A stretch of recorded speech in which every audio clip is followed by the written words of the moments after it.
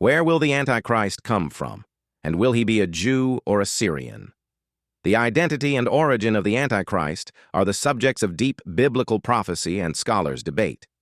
The Bible provides clues about his origins, but does not explicitly state whether he will be Jewish, Syrian, or of another ethnicity. However, by analyzing Scripture, we can explore the strongest theories. 1. The Antichrist's origin. Clues from the Bible. The Antichrist will be a political, military, and religious leader who establishes a global kingdom, makes a covenant with Israel, and ultimately declares himself to be God.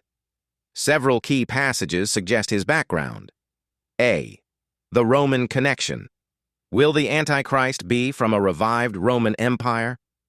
One of the most substantial clues about the Antichrist's origin comes from Daniel 9:26-27, which states, "And after 62 weeks shall Messiah be cut off, but not for himself, and the people of the prince that shall come shall destroy the city and the sanctuary." Daniel 9:26, KJV. This verse refers to the destruction of Jerusalem in AD 70, which was carried out by the Romans, specifically Titus and his army. The prince that shall come is interpreted as the Antichrist, suggesting that he will come from the same people who destroyed the temple, meaning the Roman Empire. Many scholars believe this indicates a revived Roman Empire, possibly through the European Union, EU, or a Western global power. B. The Syrian connection. Is he from the Seleucid kingdom? Daniel 8:9-12 speaks of Antiochus IV, Epiphanes, a Greek Syrian ruler who desecrated the Jewish temple in 167 BC. Antiochus is considered a foreshadowing of the Antichrist because he persecuted the Jews and set up the abomination of desolation, Daniel 11:31, Matthew 24:15. Some believe that since Antiochus came from the Seleucid Empire, which included modern-day Syria, Turkey, and Iraq, the Antichrist could emerge from this same region. Supporting Scripture. "And out of one of them came forth a little horn, which waxed exceeding great toward the south and toward the east and toward the pleasant land." Daniel 8:9. The little horn in Daniel's vision is often linked to the Antichrist. Since Antiochus came from Syria, some believe the final Antichrist will also be Syrian or Middle Eastern. C. The Jewish connection.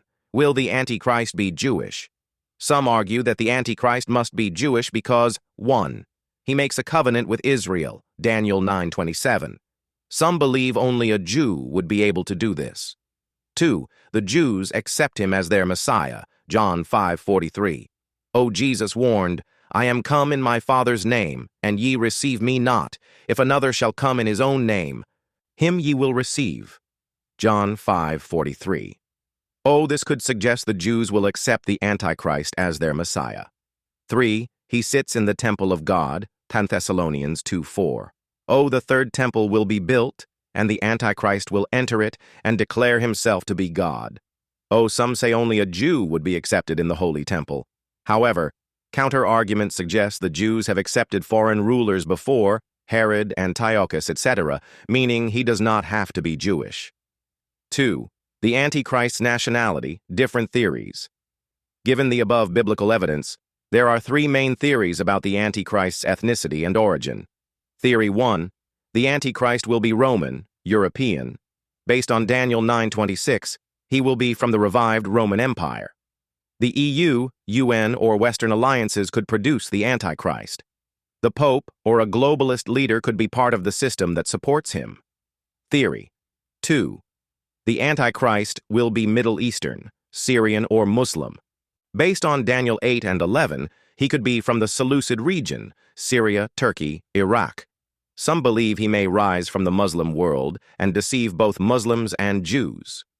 Revelation 13:7 suggests he will persecute Christians worldwide, which fits a radical Islamic agenda. Theory 3. The Antichrist will be Jewish. He will deceive the Jews into thinking he is their Messiah. John 5:43 suggests the Jews will accept him. He will enter the temple and claim divinity, 2 Thessalonians 2:4. 3. The Antichrist's religious affiliation. Will he be Jewish, Christian, or Muslim? If he is Jewish, he will claim to be the Jewish Messiah. If he is Muslim, He may claim to be the Islamic Mahdi. Some Islamic eschatology aligns with the Antichrist's characteristics.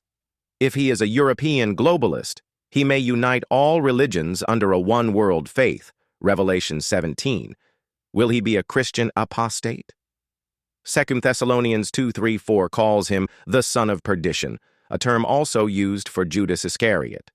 Some believe he will pretend to be a Christian leader, but ultimately turn against Christ.